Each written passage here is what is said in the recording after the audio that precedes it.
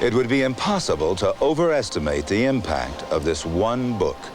Not only did the theory of evolution through natural selection revolutionize the natural sciences, it changed forever the way man viewed his own position in the natural world. Hi, I'm George Page for Nature, and this week we return to the Galapagos Islands, where Charles Darwin made the observations which inspired the theories he put down in this book in 1859. Although widely accepted by scientists, it is one of the most controversial books ever written. And to this day, there are those who consider it a work of the devil. In it, Darwin says that man is just one remarkable species in a world of related and equally remarkable species, that there is a kinship among all the living creatures on Earth, including man. Darwin's discovery was possible because the isolation of the Galapagos Islands highlights the play of evolutionary forces. They've been called a living showcase of evolution. Hundreds of miles of ocean separate them from the nearest landmass. And although on the equator, they're surrounded by cold polar currents, which isolate the islands even from each other. Our film this time is about those animals that live under and beside the violent Galapagos surf and nowhere else on Earth. And thanks to the latest techniques of underwater photography, we will see things that Darwin never saw.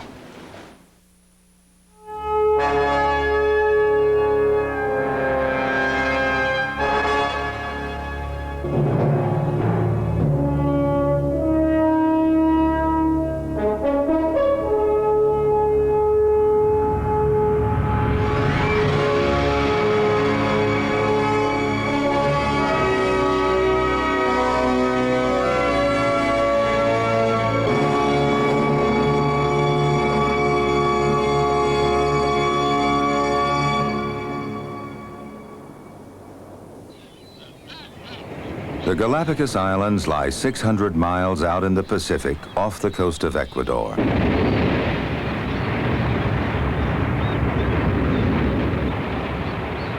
They have various unofficial names, including Darwin's Islands and the Enchanted Isles, because the old-time navigators had great difficulty in finding them. Perverse winds and currents took their ships off course. But the seas around them and the wealth of marine creatures those seas support are as improbable and intriguing as the islands themselves.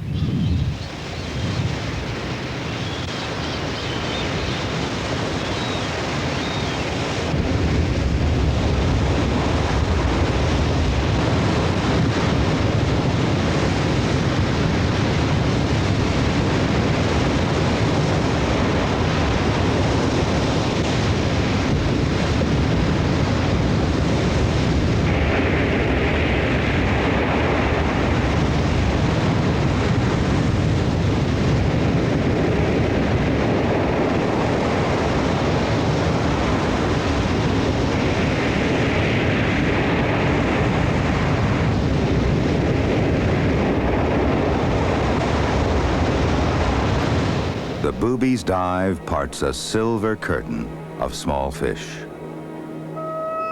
Even though the islands lie right on the equator, there's very little coral here. The water's too cold. The seabed consists of jumbled volcanic lava. The water, chilly by tropical standards, is rich in nutrients. The currents that bring this food are complex and can't always be relied on to deliver it. When they flow normally, the waters are a seething mass of fish, though conditions can vary, even from island to island. Amberjacks, hunters of the inshore waters. This strange-looking creature is a bump-headed parrotfish.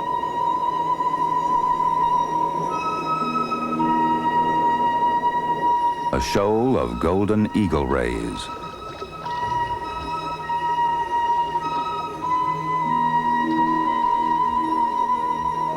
A stingray. And a giant manta ray.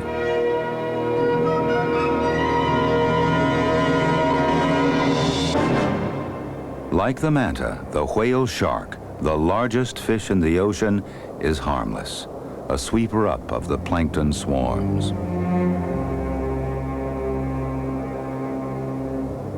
This one is more than 35 feet long. Nor is there any shortage of the more lethal species of sharks. 10-foot hammerheads are almost as common as the shoals of fish they prey upon.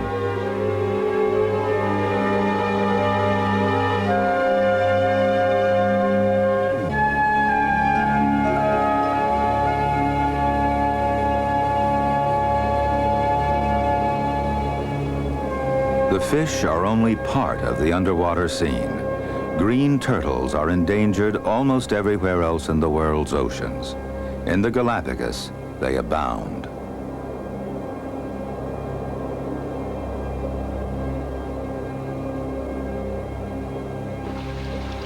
This is the only place in the world you can find a penguin on the equator. Most live south in the cold Antarctic seas. The Galápagos penguin is the most northerly of the world's 14 species. Even so, they only nest in one small part of the archipelago, and then only when the water is cold enough for them to breed.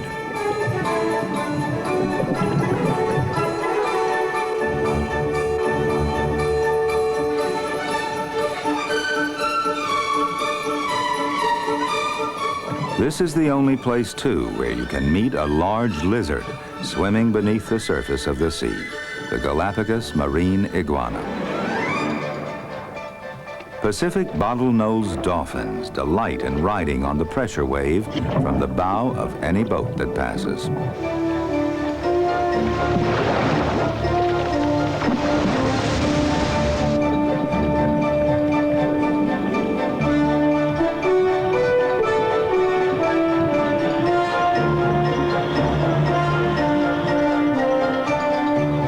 Dolphins are common enough, but not a school of more than 30 sperm whales. They've been hunted out of existence practically everywhere else.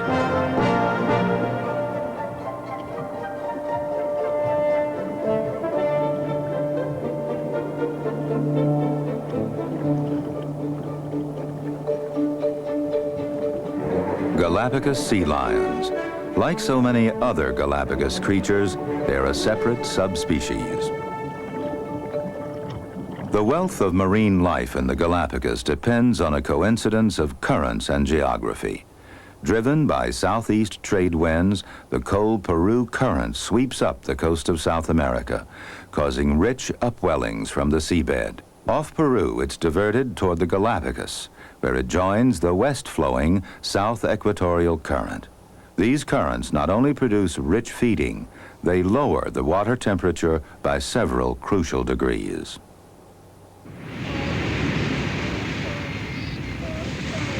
The shoreline and inshore waters of this comparatively cold, often turbulent sea harbor a wonderfully diverse menagerie.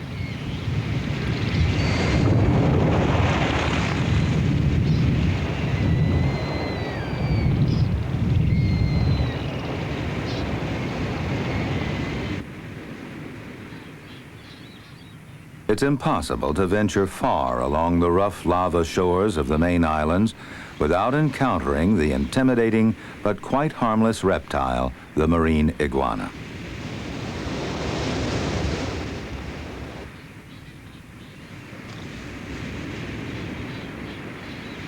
The only marine lizard in the world, it's thought to have descended, along with the Galapagos land iguana, from a common lizard ancestor that reached the islands from the mainland hundreds of thousands of years ago.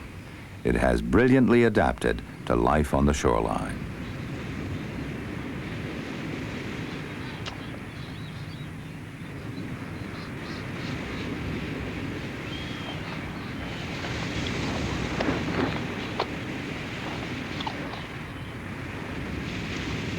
The blunt snout allows it to graze seaweed close to the rocks. The powerful legs are ideal for climbing rough, steep surfaces.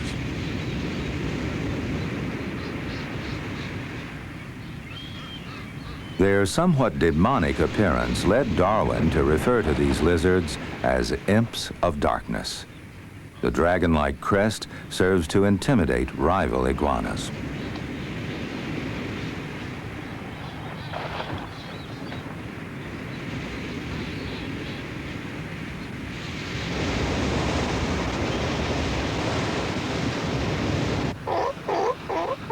But there can only be one candidate for the starring role in the pageant of the shoreline, the Galapagos sea lion. The original sea lion colonists probably came from California or Mexico's Sea of Cortez, far to the north.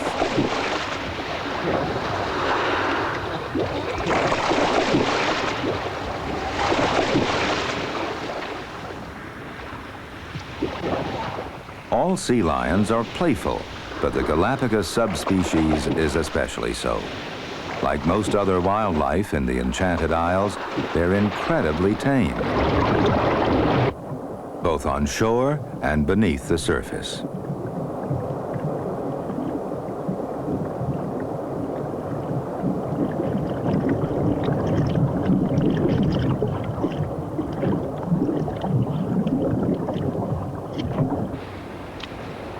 The Galapagos fur seals came from the south, lured thousands of years ago by the cold Peru current.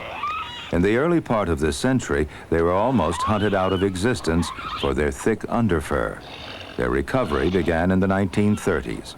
Today, there are between 30 and 40,000 of them in the islands.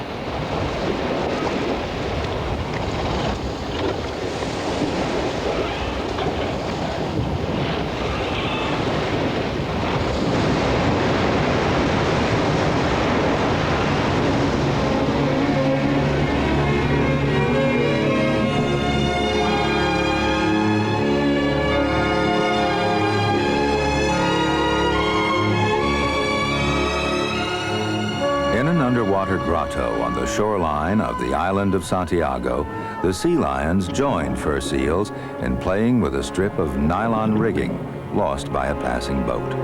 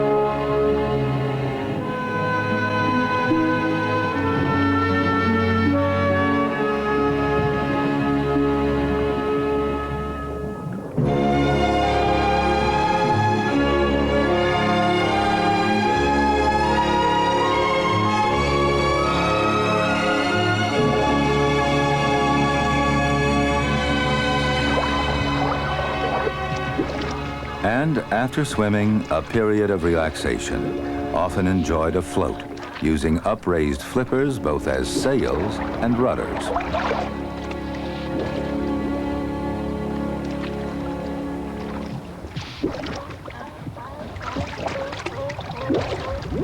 The sea lions and fur seals are native permanent residents of the islands. The green turtles just visit the Galapagos to mate and lay their eggs. The green turtle is an endangered species due to exploitation of both adults and their eggs on tropical beaches everywhere. Galapagos waters are probably the only place in the 7 seas where you can be sure of seeing a pair mating.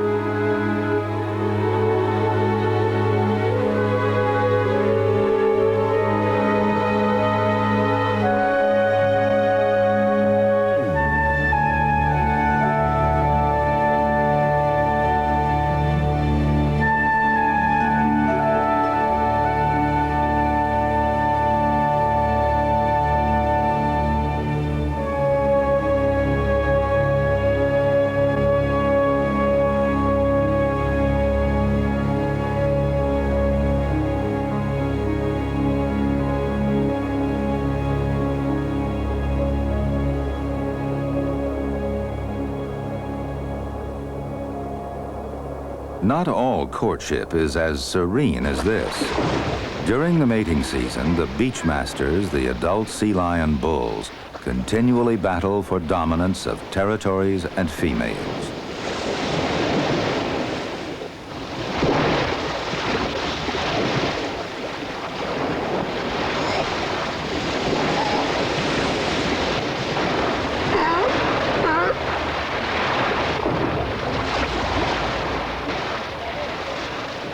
No single beachmaster keeps control of his territory for more than 2 weeks or so. The wear and tear is far too great.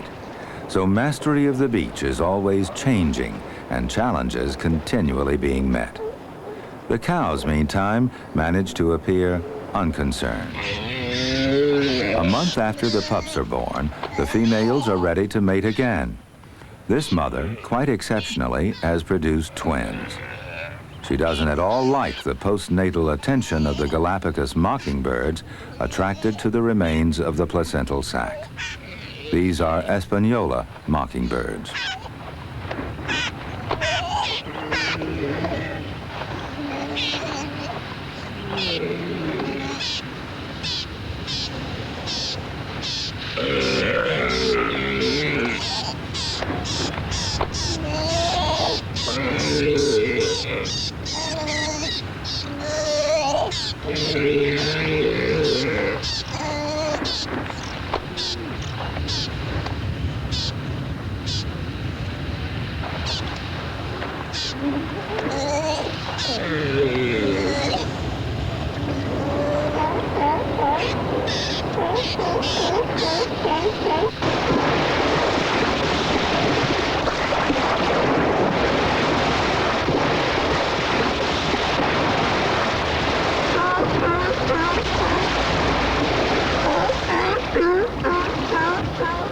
The beachmaster is challenged by the younger bull on the right, but with weight, age, and experience on his side, the beachmaster prevails.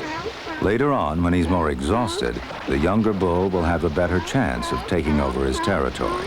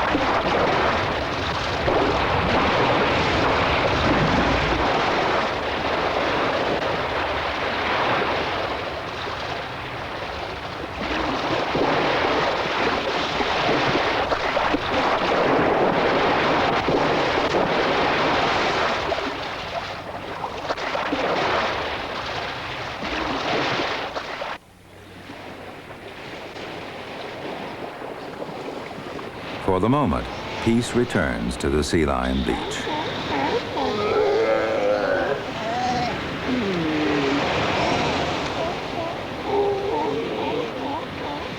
Where there are sea lions, there are always flies, and the yellow warbler exploits the situation.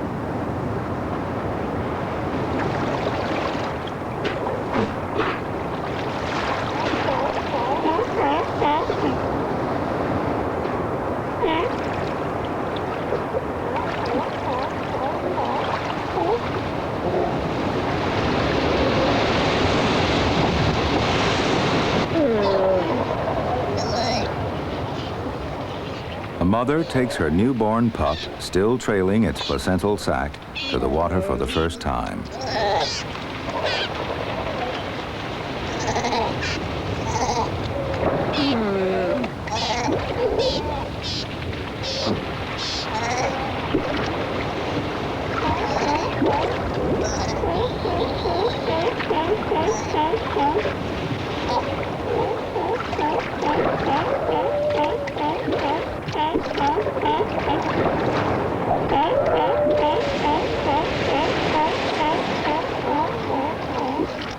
She's very cautious and keeps it in a pool surrounded by rocks.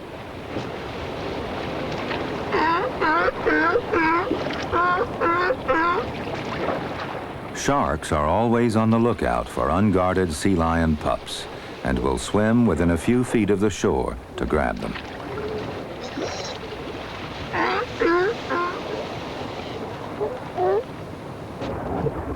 Sharks in the Galápagos become extremely bold in pursuit of prey, though there's no record of them attacking humans.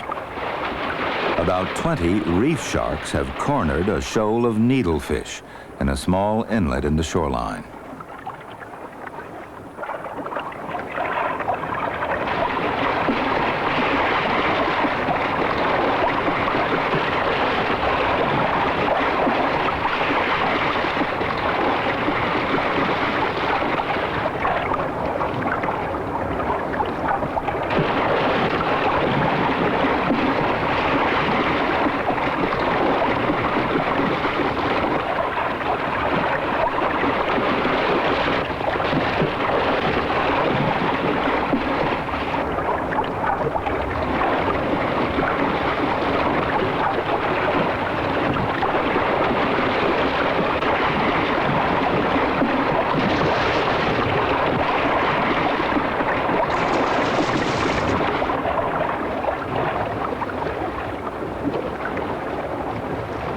One needlefish leaps out of the shark's jaws only to find itself drowning in air.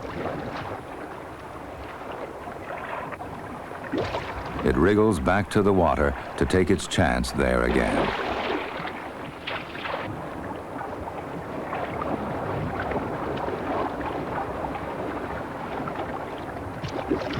A cold sea on the equator, a sea full of nutrients brought by cold currents and rich upwellings. Of all the marine animals that profit from what these currents bring, the Galápagos sea lion is always most in evidence. It's the prima donna of Galápagos waters, or perhaps the prima ballerina would be a better description.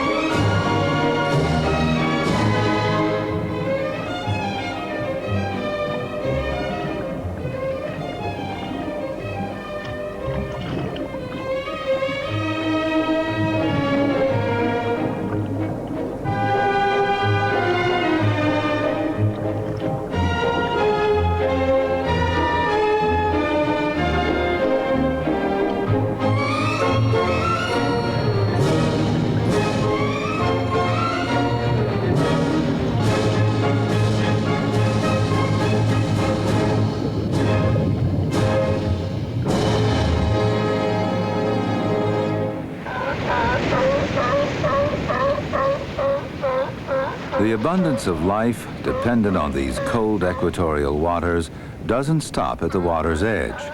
The rocky shores of the Galápagos are home to yet another cast of strange characters. Practically the entire world population of 1,000 to 2,000 Galápagos flightless cormorants lives here, around the narrow Bolivar Channel between the islands of Isabela and Fernandina. The strait provides the cold, shallow, food-rich waters and sheltered landing places which the cormorant needs. This strange bird was not discovered until 1896.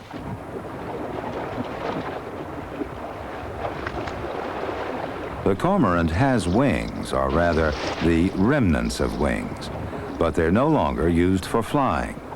It exchanged flying efficiency for underwater efficiency long ago, probably because there were no land predators to threaten it in the Galápagos. Courtship usually begins in the water. The female, the far smaller of the pair, at first dives to escape the male's attentions.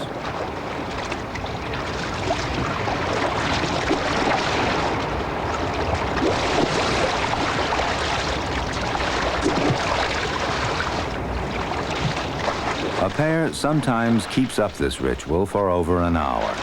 As she comes to accept the male, both birds begin to dip their heads in the gesture called snake necking. As he becomes less aggressive, they swim together, and strong surf doesn't deter them in the slightest.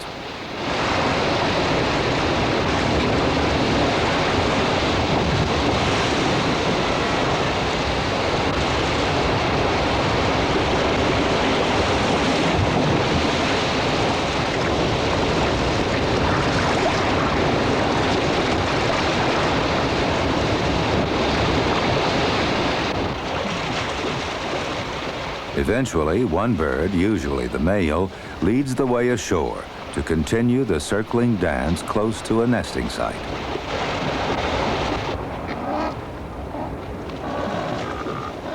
The pair often display together at 3 or 4 possible nesting places.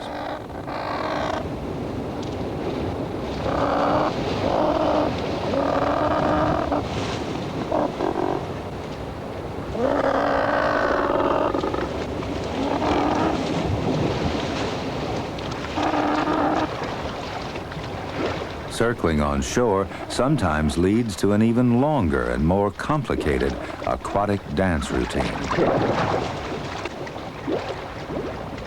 This time, the female makes no attempt to escape her suitor. The dance now has all the signs of a well-cemented union.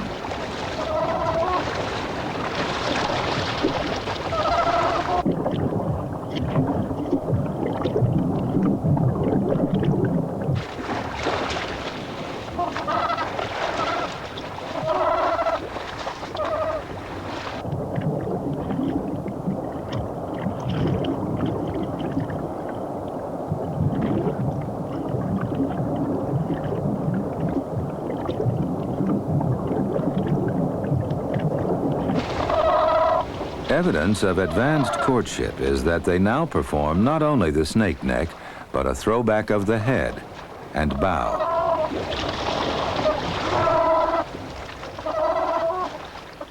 Fortunately, even with such a tiny world population, there's no sign that this unique species is in danger.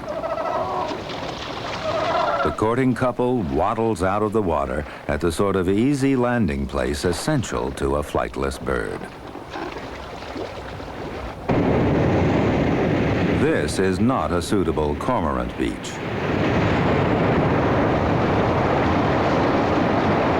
Powerful surf is of no concern to marine iguanas.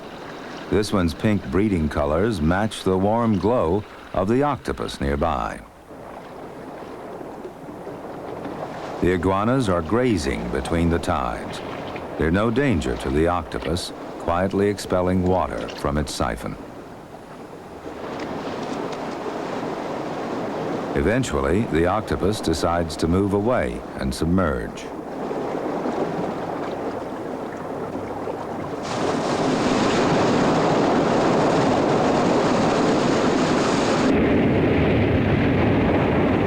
After his 5-week visit to the islands in 1835, Charles Darwin wrote that he believed the iguanas ate seaweed on the ocean floor. Later naturalists contested this, claiming the lizard's food was limited to seaweed exposed by the tide. In fact, the iguanas do both. However, they are not, as Darwin thought, restricted to only one sort of seaweed. They eat several species. Their teeth form a very efficient serrated rasp for gnawing weeds off the rock.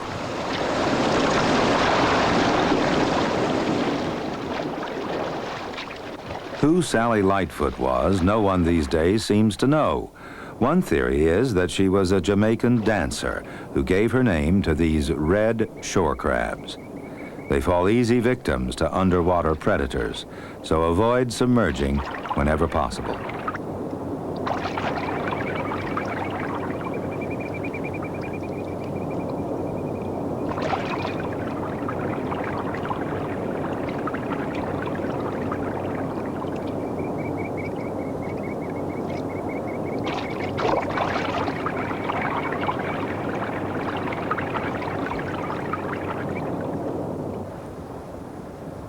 Like the marine iguanas, they abound on practically every island in the group.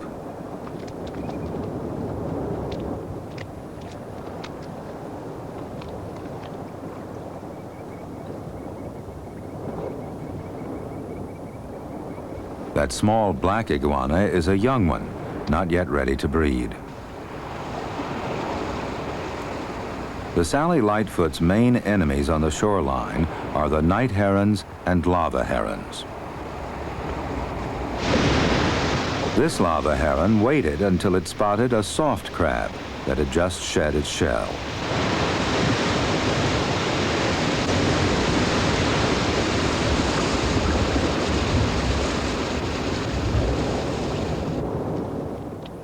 As the tide flows and the rock pools fill, the marine iguanas start to feed underwater, just as Darwin forecast.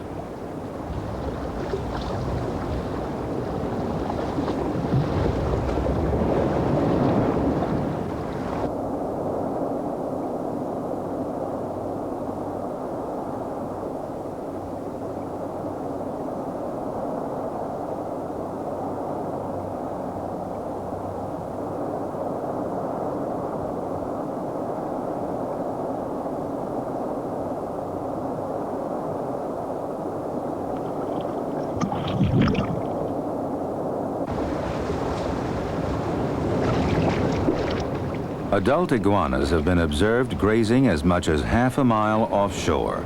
The smaller ones stay closer to the tide line.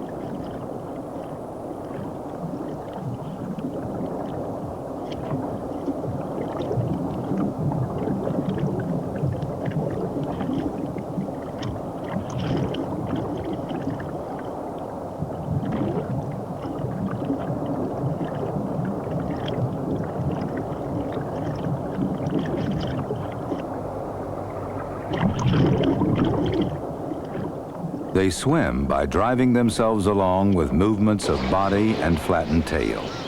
Legs play no part and are held close to the sides.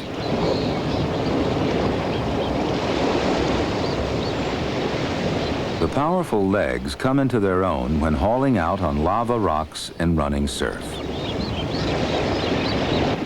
Though they can drink seawater, they must expel surplus salt. They do so by ejecting a fine spray from the nostrils.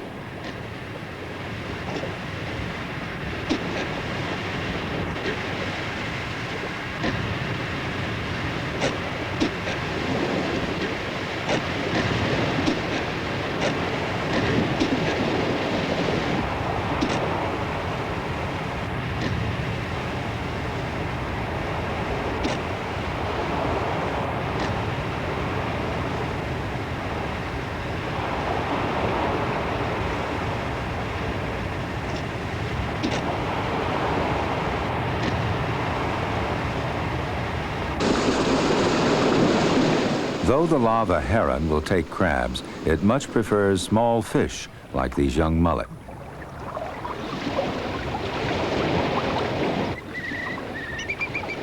At low tide, pools in the lava rocks are filled with stranded schools of them.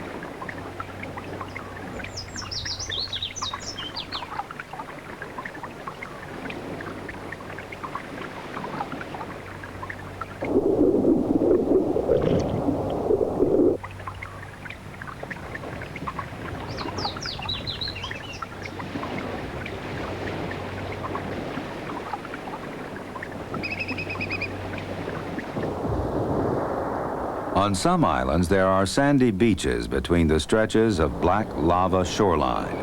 In the early part of the year, they appear to have been the scene of a miniature tank battle.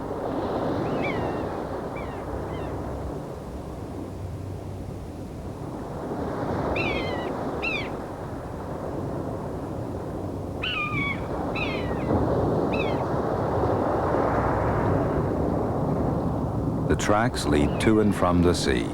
They're made by egg-laying green turtles.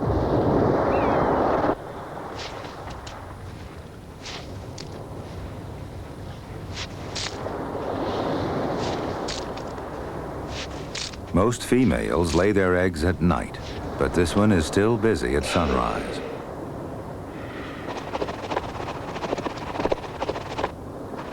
A Galapagos dove mistakes her for a rock.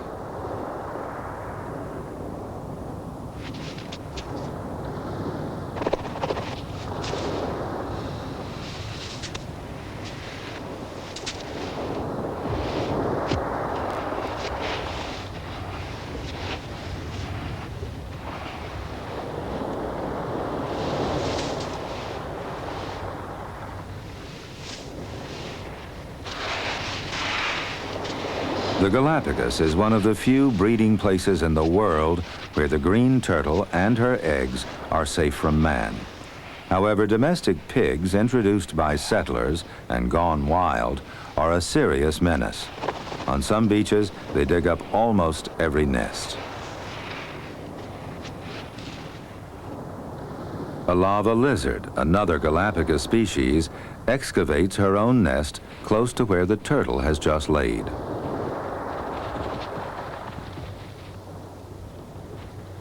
It's a female in breeding colors. She won't do any damage. The turtles themselves do that by digging up each other's nests because suitable beaches are so much in demand.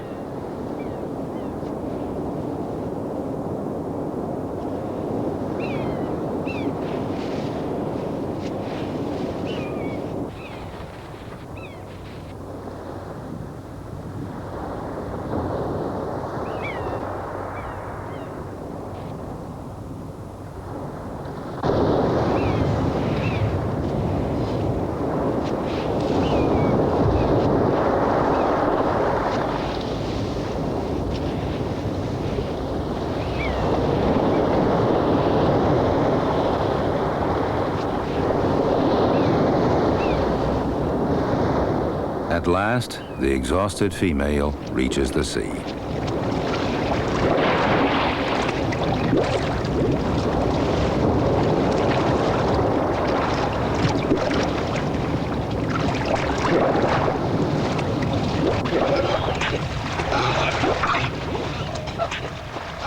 On a sandy beach, which the turtles wisely don't patronize, the sea lion pups are already boisterous and playful.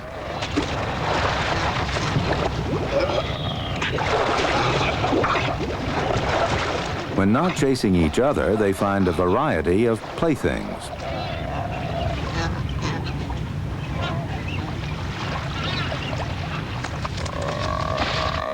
That's a pencil-spined sea urchin.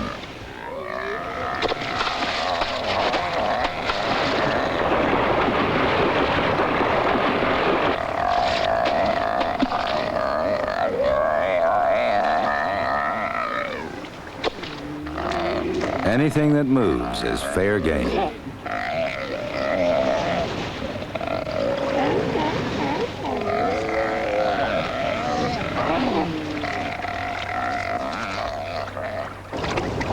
A favorite sea lion pastime for young and old alike is pulling the marine iguana's tail.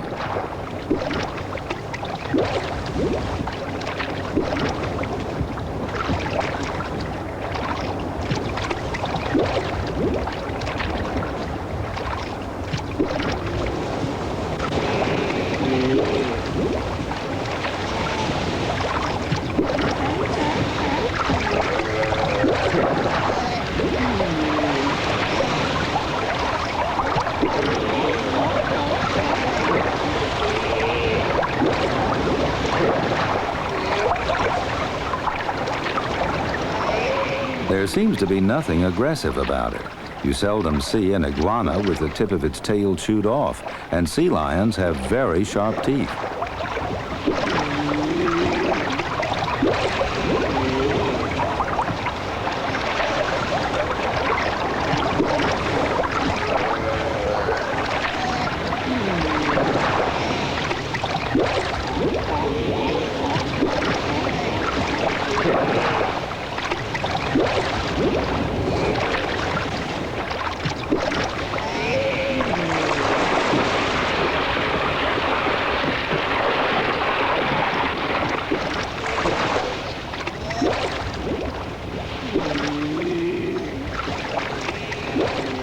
The iguana escapes, apparently none the worse for wear.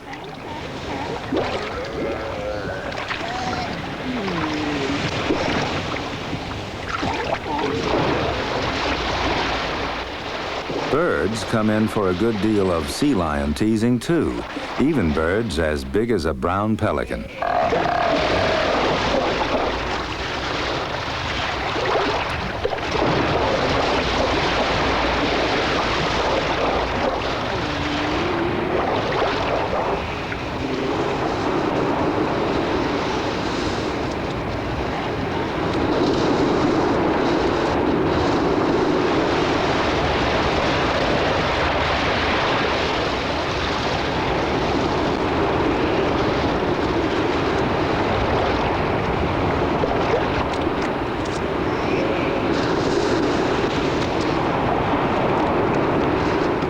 All this play probably has a function in speeding reactions and alertness. Alertness is a quality a young sea lion badly needs in Galapagos waters. When the beaches are crowded with young, the sharks come in, looking for an unguarded pup.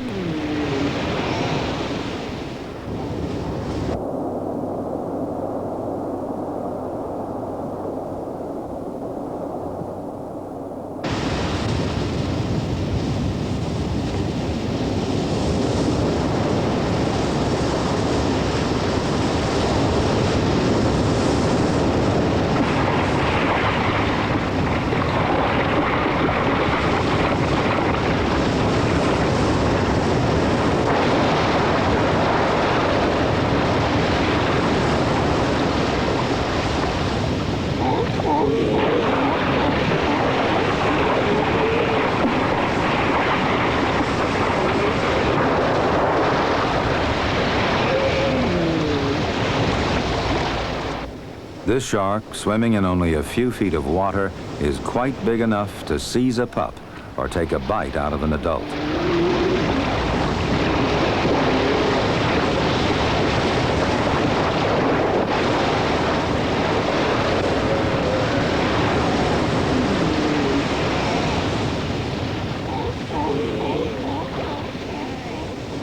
A pair of young bulls decides things have gone far enough. Now there are at least 3 sharks in the shallows.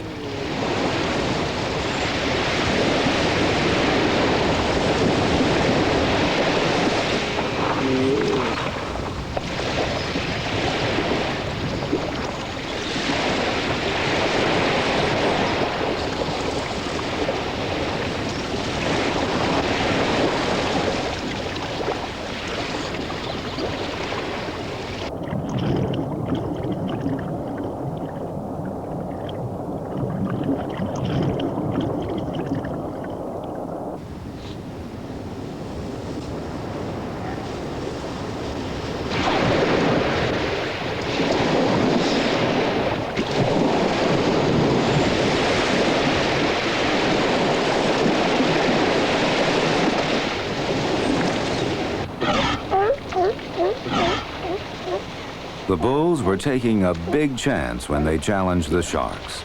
This adult cow's rear flippers were bitten off in a previous shark attack.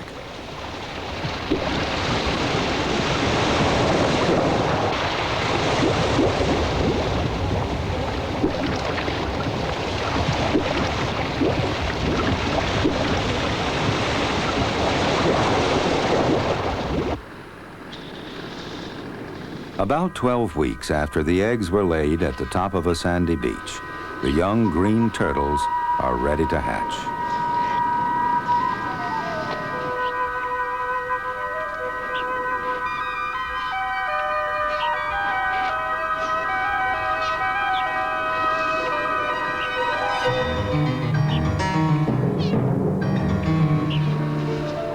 Usually, the young go down to the sea under cover of darkness. When a batch waits until well after sunup, they expose themselves to all kinds of danger.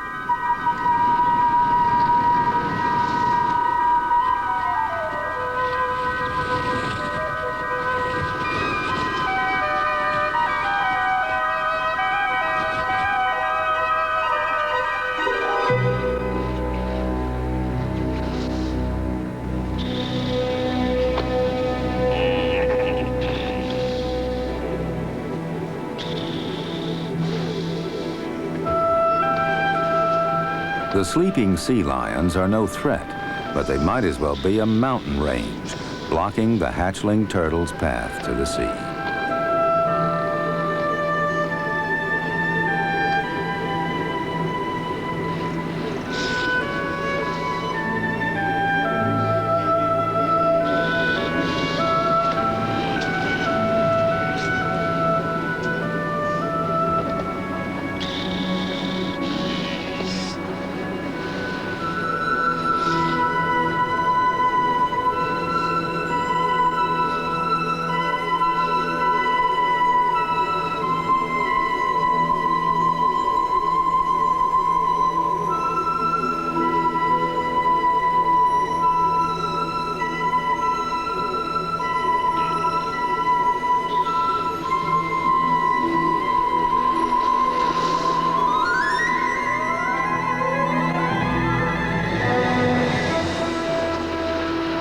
By the time the first young reach the tide's edge, the predators have spotted them.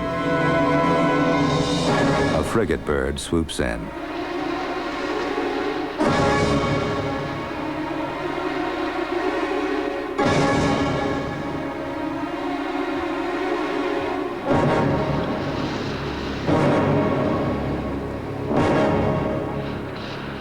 But the next little turtle makes it.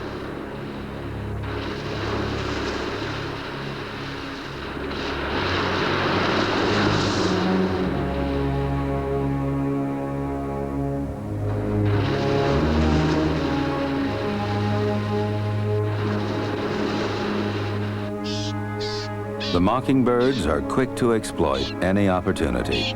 To a newly hatched turtle, their long beaks are lethal.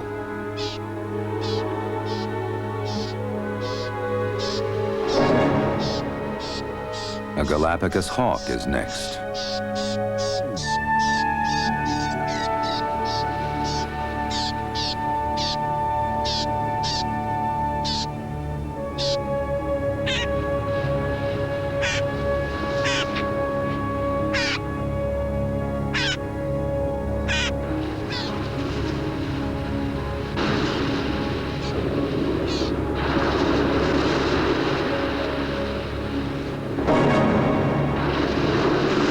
A disastrous hatching, but a few do reach the breakers, there to take their chance with shoals of predatory fish.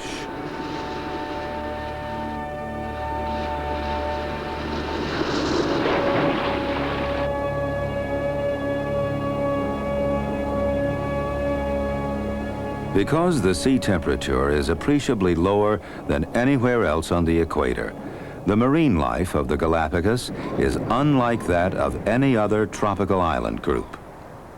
But sea lions everywhere seem determined to make the most of their opportunities to celebrate life. It's hard to imagine a more exhilarating tribute to life's triumph in the Galapagos and an afternoon of body surfing in the rollers off Hispaniola.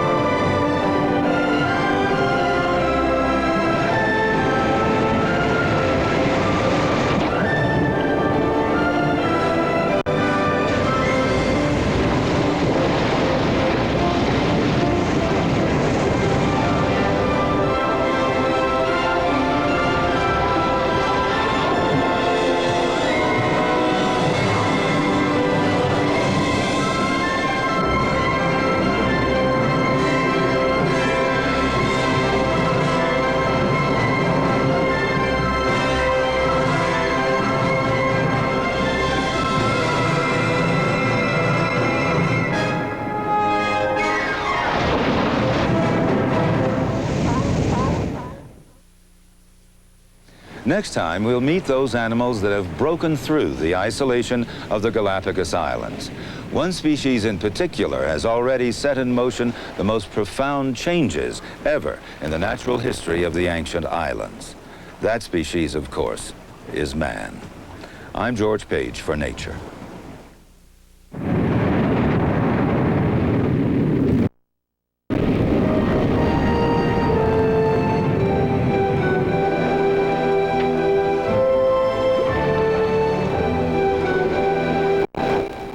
This program will be repeated Tuesday at 12 noon.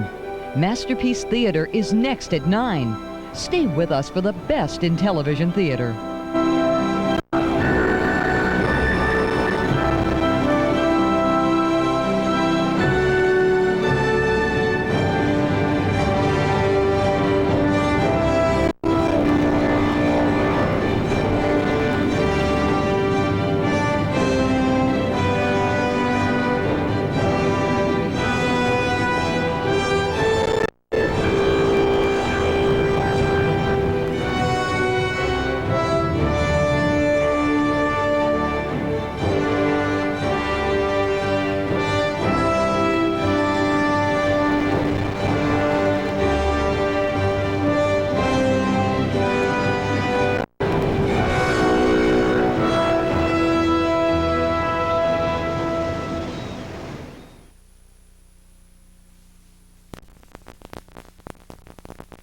James Shreve has written a companion book to the Nature series, Nature, The Other Earthlings. It is available in bookstores and libraries.